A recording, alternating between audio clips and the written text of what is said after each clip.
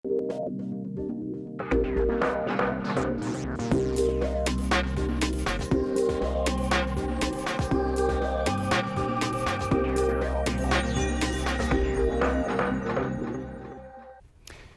të nderuar, mirëdita. Është rast i shpesht kur ju gjendeni, themi, në hapësinën e pafund në natë dhe shikoni numër të madh ysh.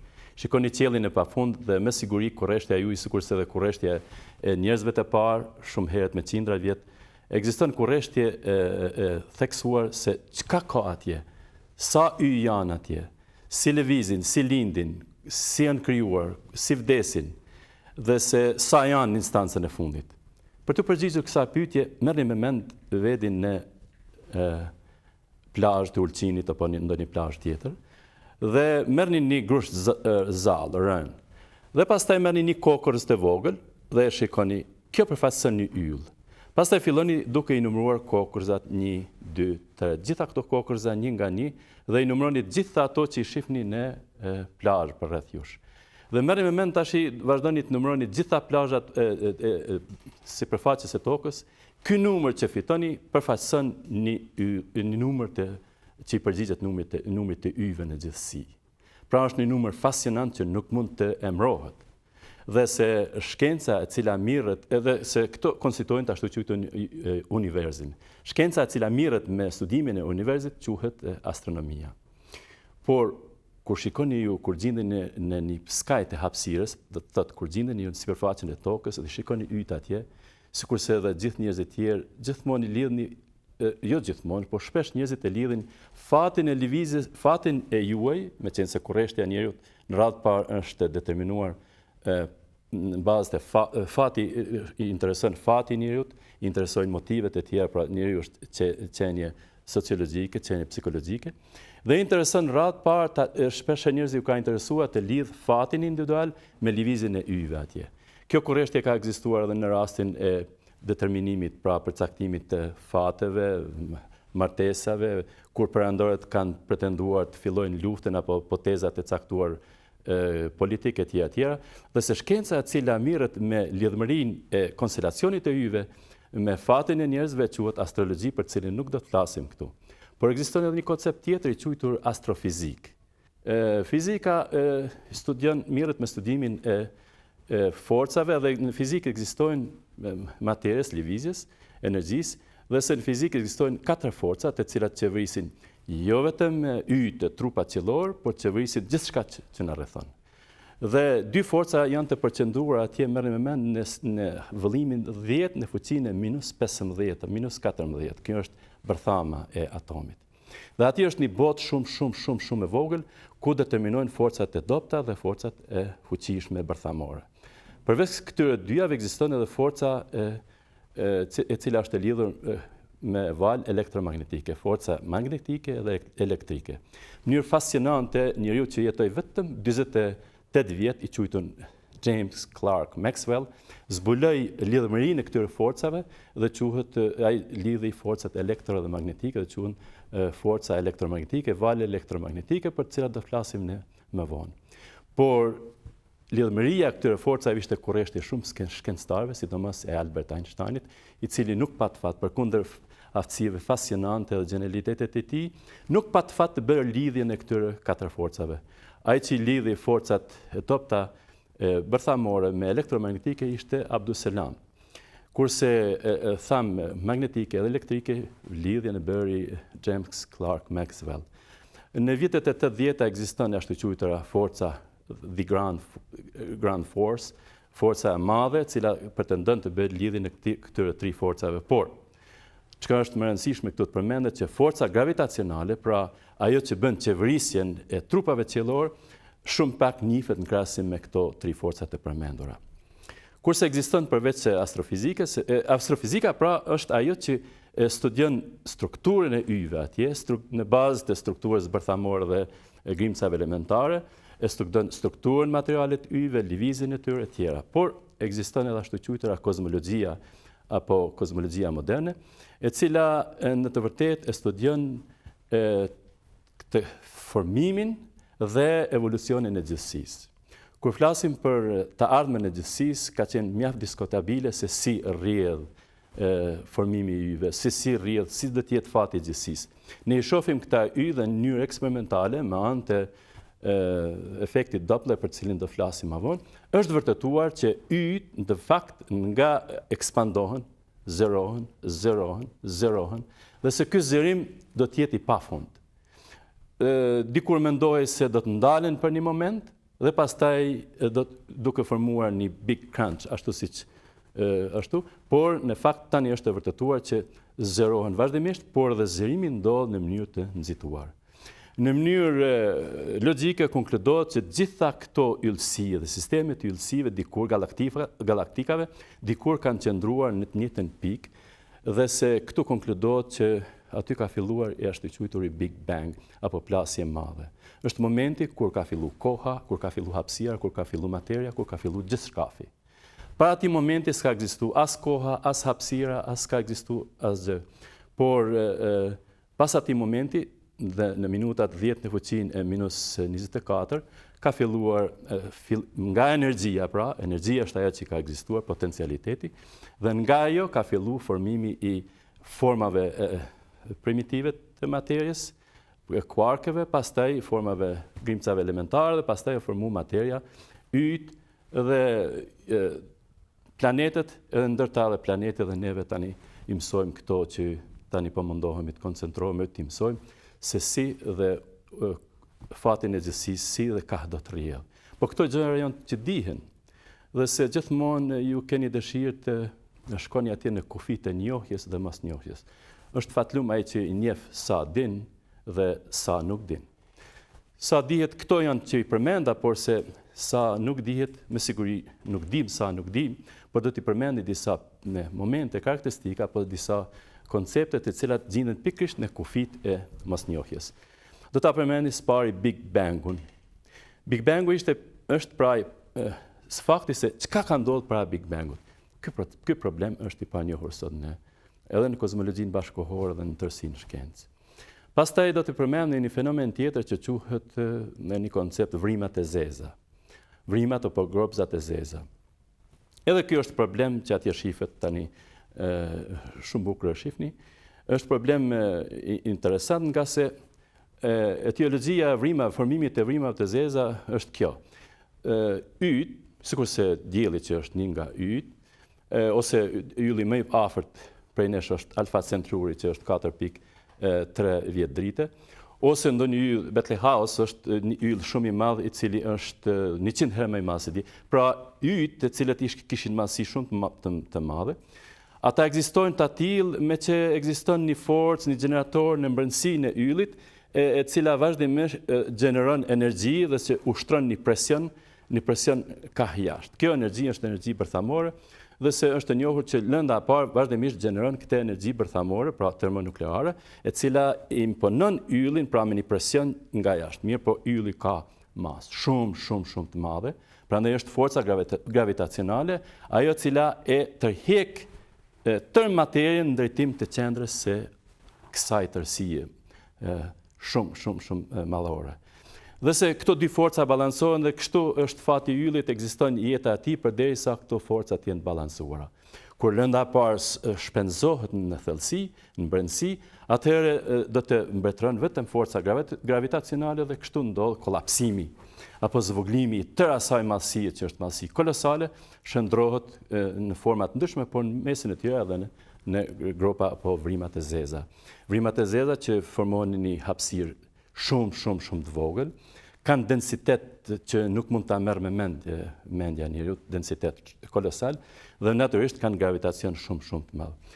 Duhet ta përmendi këtu që vrimat e zeza dikur ishin vetëm si sa për të studiuar sa për kurreshtje, por në kozmologjinë bashkëkohore supozohet që vrimat e zeza janë ato që determinojnë fatin e galaktikave. Pra edhe galaktika janë rruga e qumshtit, fati i saj determinohet nga këto farë vrimat e zeza.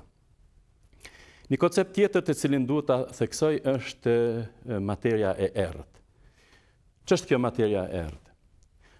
Këto që i shihni përreth këtu, ose ato që i shihni përreth duke i përfshirë edhe njerëzit karrikat, të gjitha ato objekte që e shihni përreth jush, konstituojnë materien që shifet. Pa ato që i shohim në natyrë në vërtet përfaqësojnë vetëm 10%. 90% të materjes në fakt nuk e shohim fare. Ne e shohim dhe komunikojmë me materien përreth me anë të shqisave që posedojmë dhe pastaj ato ose i masim nëse kemi instrument, por gjithsesi me inteligjencën tonë trunore edhe me një mekanizëm procesues atje në tru, jemi në gjendje të konkludojmë për strukturat e tjera. Por ato që nuk i shohim janë pra materien që se shohim sasia saj në mënyrë eksperimentale është vërtetuar që është diku më tepër rreth 90%. Kjo është fjalë pra çështje e ardhmënisë të verifikojmë se që janë këto vrimat, çështje materie e errët. Por dihet që një eksperiment apo një fenomen është ajo që konfirmon ekzistencën e saj. Kvazart janë trupa qiellor të cilët janë shumë të shëndritshëm që gjenden në skaj të universit, shumë larg. Dhe natyrisht ata nuk do të shifeshin fare me qenë se kur objekti shif është shumë larg, atëherë është shumë i vogël, është pikësor, është i zbet, nuk shifet fare. Por dukja kvazarëve bëhet me të ashtu quajturin lenzim apo thjerëzim, se po të kishim një thjerëz ne bëjmë shëmbullimin. Dhe tani materia që gjendet mes kvazarëve apo sistemet yllësive duke përfshi edhe materien e errët bën lakimin e dritës që vjen prej kvazarëve tek syri ynë. Dhe në këtë mënyrë ne jemi në gjendje të konfirmojmë prafërsisht sa është, të estimojmë prafërsisht sa është sasia e materjes së errët, e cila ka me qenë objekt studimi në të ardhmen. Në vim desha t'i përmend edhe një 3 koncepte të cilat janë shumë interesante dhe do të jetë çështje kohës në ardhmëni, do të vërtetohet ekzistenca së mos ekzistenca atyre, por mendja njerëzore dhe kështu ata që që mirën në mënyrë të mirë fillësisht me astronomi, siç në universitetet prisës në Cambridge, në Oxford, e tjera Harvard, janë mirën edhe me këto koncepte të cilat janë çështja e ardhmënisë, e njëherë prej tyre është edhe udhtimi në kohë dhe ekzistenca e universive tjera dhe ekzistenca e civilizimeve tjera. Hajde të flasim pak për udhtimin në kohë. Janë 2 shkencëtarë të cilët në formë të mahis, Stephen Hawking edhe Thorne, janë 2 shkencëtarë të Universitetit e Cambridge që kanë vu kusht se do të ekzistojë mundësia që të udhtohet në kohë apo mos të udhtohet në kohë. Dhe se këta predikojnë diku në 200-300 vjet të ardhshëm, por është fjala për kështu. Kjo formë, në mënyrë elementare, po popullore, po mundohem ta shpjegoj se do të jetë ajo mundësi që ata e parashohin. Mendohet që me gjenerimin e disa shikzave të futem atje dhe të lëvizim me shpejtësi më të madhe se sa shpejtësia e dritës. Kjo sipas teorisë relativitetit apo shkencës bashkëkohore nuk ekziston, pra kjo mundësi nuk ekziston, por mendoni që lëvizet me shpejtësi më të madhe dhe të shkohet në kohë, në të kaluarën edhe në të ardhmen. Kjo do të thotë shkohet në të kaluarën, kthehemi pas edhe ta ndalojmë me Hitlerin që të bëjë krime tjera.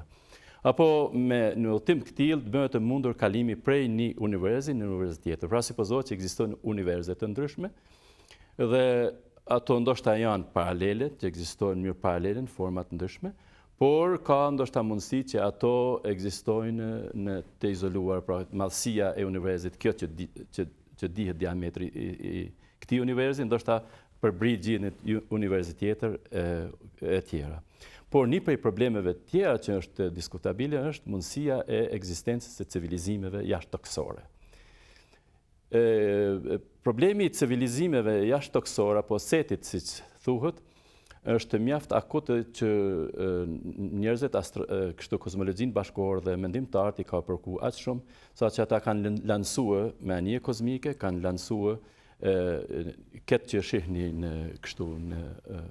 në pamje, kanë lansuar këtë pamje ku shifet që civilizimi ynë momentalisht në tokë konstituohet nga mashkulli, femra dhe kemi këtë inteligjencë që nivelin e teknologjisë që kemi.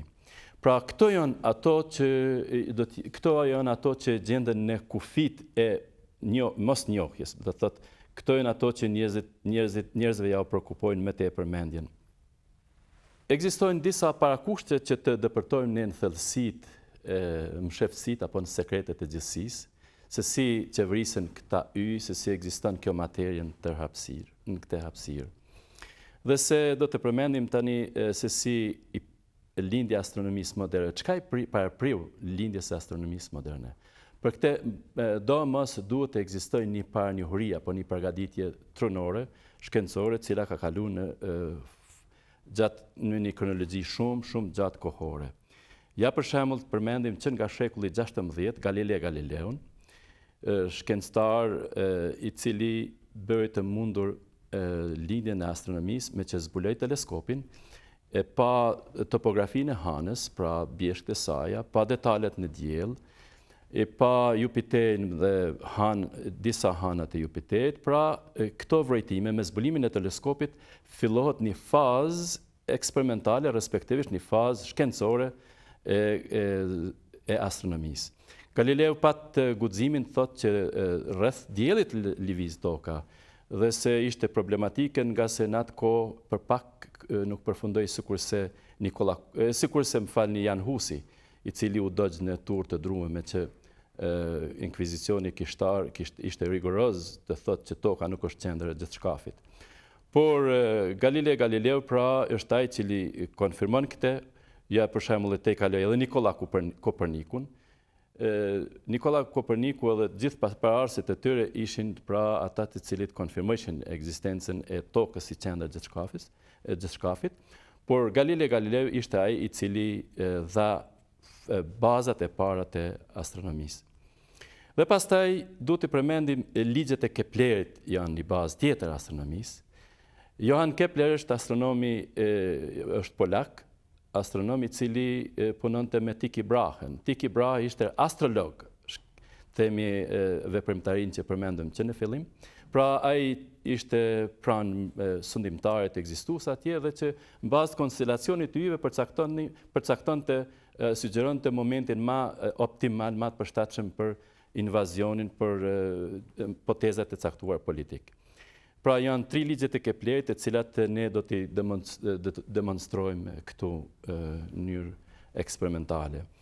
Ligji i parë i Keplerit thotë që gjitha planetët rrotullohen rreth diellit në formë eliptike, kurse në njërin nga fokuset gjendet vetë dielli. Kjo është ligji i parë. Ligji i dytë thotë që sipërfaqet të cilat konsiderohen nga vija menduar prej diellit deri te një planet, në kohra të barabarta përshkruajnë sipërfaqe të barabarta. Dhe ligji i tretë thotë që perioda e rrotullimit të planeteve rreth diellit, katrori i kësaj periode, është proporcional me kubin e gjysmëboshtrave të mëdha. Këtë do ta demonstrojmë në mënyrë praktike me një eksperiment këtu. Këto 2 pika këtu, kjo edhe kjo, do t'i quajmë pika fokale. Arsyeja është nga se gjatë vendosjes së këtij lapsi, gjatë lëvizjes së këtij lapsi në këtë mënyrë, formohet një elips, pra duhet vazhdoj kjo elipsa në anën tjetër, dhe se këto janë pikat fokale të elipsa. Dhe natyrisht këto do ta quajmë si dielli. Këto është pozita e diellit. Distanca e menduar nga dielli gjërke planeti është kjo. Dhe se kjo distancë, në natyrisht, ligji i parë e Keplerit thotë që planetet, siç është edhe toka, rrotullohet rreth diellit në formë eliptike, kurse në njërin nga fokuset, pra kjo është njëri nga fokuset, gjendet dielli. Kjo është ligji i parë i Keplerit. Ligji i dytë i Keplerit thotë që gjatë lëvizjes së planetit rreth diellit, pra, trajektoria dhe distanca që bashkon e menduar, pra, që bashkon diellin me planetin, formon një sipërfaqe, le të jetë sipërfaqja S1. Kurse në pozita tjera gjatë lëvizjes, pra vjen deri këtu, apo jo, formon një sipërfaqe tjetër, që kjo është sipërfaqja S2. Ligji i dytë i Keplerit thotë distanca e menduar që bashkon diellin me planetin, gjatë përshkrimit të planetit në kohrat e barabarta, përshkruan sipërfaqet e barabarta. Një mundësi e këtillë ekziston vetëm atëherë kur shpejtësitë janë të ndryshme. Pra, kur shpejtësitë për përshkrimin e kësaj sipërfaqe kësaj janë ndryshme. Pra edhe një herë, ligji i dytë i Keplerit thotë, gjatësia nga dielli deri te planeti përshkruan kohrat e barabarta, sipërfaqet e barabarta. Sipërfaqja e S1 është e barabartë me sipërfaqen e S2. Kjo është ligji i dytë i Keplerit. Kurse ligji i tretë i Keplerit thotë që perioda, në vërtet, katrori i periodës, periodë quhet koha e lëvizjes së tërë. Pra, kur planeti bën një lëvizje të plot, quhet koha e kësaj lëvizje quhet periodë. Katrori i periodës së lëvizjes është planeteve rreth diellit, është proporcionale me kubin, kjo është kubi pra, potenca e tretë, kjo është potenca e dytë, është proporcionale me kubin e gjysmëboshtave të mëdha. Këto janë pra 3 ligjet e Keplerit, janë bazë shumë e rëndësishme për të kuptuar detajet tjera të cilat do t'i shpjegojmë.